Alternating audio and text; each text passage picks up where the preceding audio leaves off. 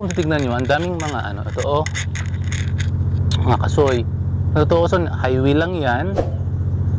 Tapos itong bahay, yung parang kahit sinong dumaan dito, pwedeng kumuha ng ano, pwedeng kumuha ng kasoy. Ito oh, oy, mga ganito oh, mga ganito yun. Marami siya. Kung tutuusin, ang daming bunga.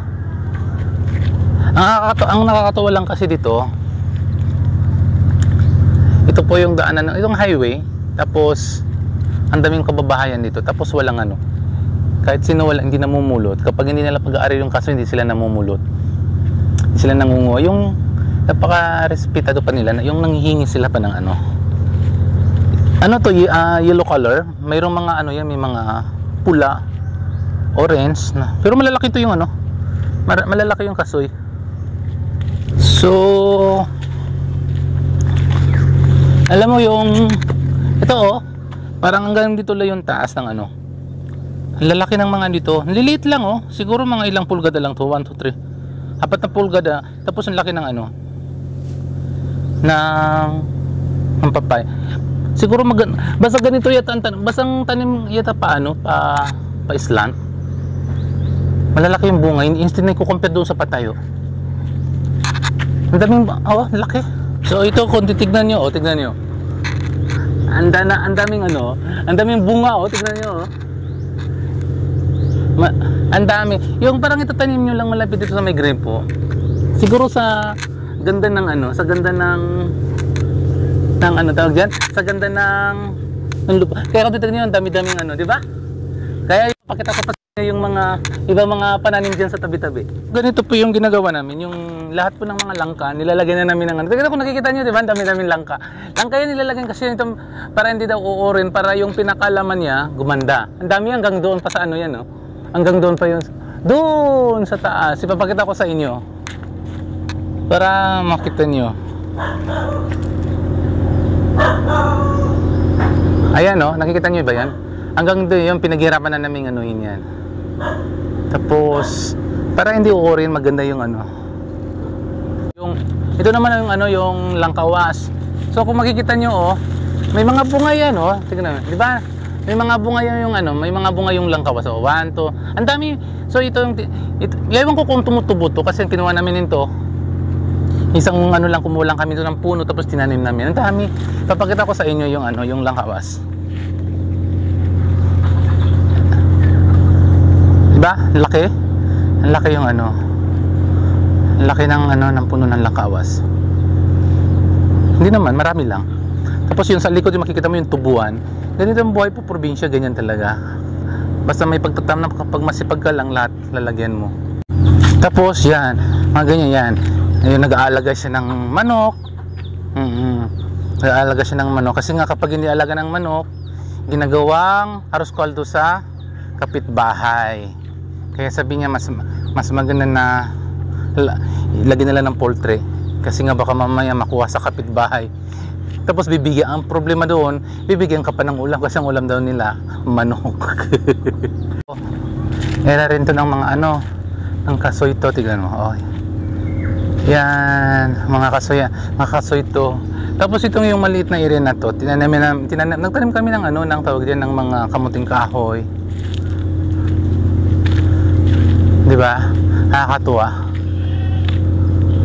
Tapos yung ano dito, yung makikita nyo, yung miracle fruit. Hindi naman natin ang daming bunga nito, oh.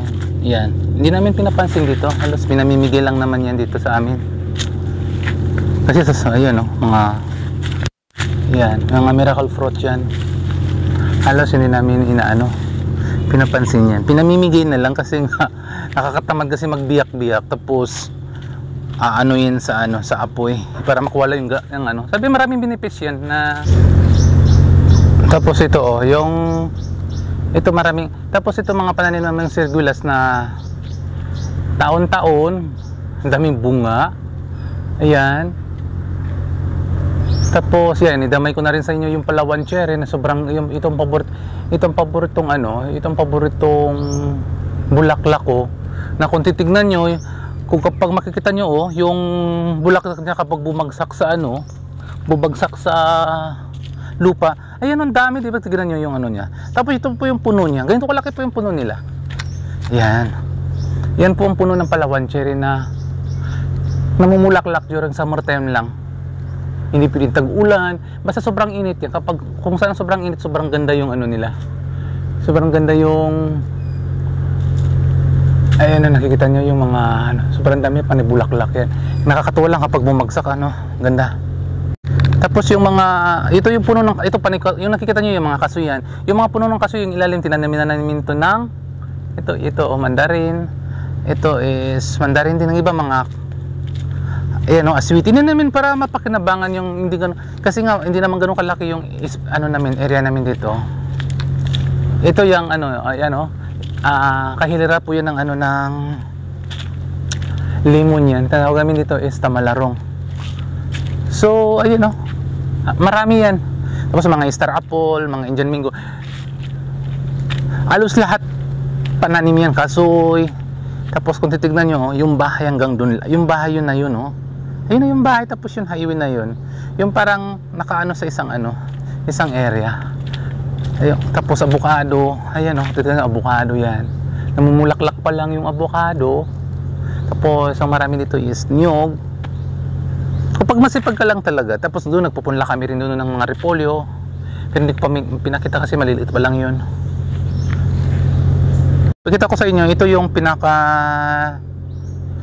lumang ano, pinakalumang ng ano, sobrang ano na nakasoy, yung parang mas matanda pa sa akin. Oo, panahon pa ito ng mga lulo ko, mga hayan lulo ko, halos namatay, mga halos ngayon, mga 100 years na sila eh. O, yung bawat March may namumugad dito na, mayroong gumagawa ng pugad dito ng ano, ng tawag to, ng owl, ano ba yun, ng owl? Oo. Ayun, lagiyang dito yung owl, basta March and April, tapos pagdating ng May, wala na yan.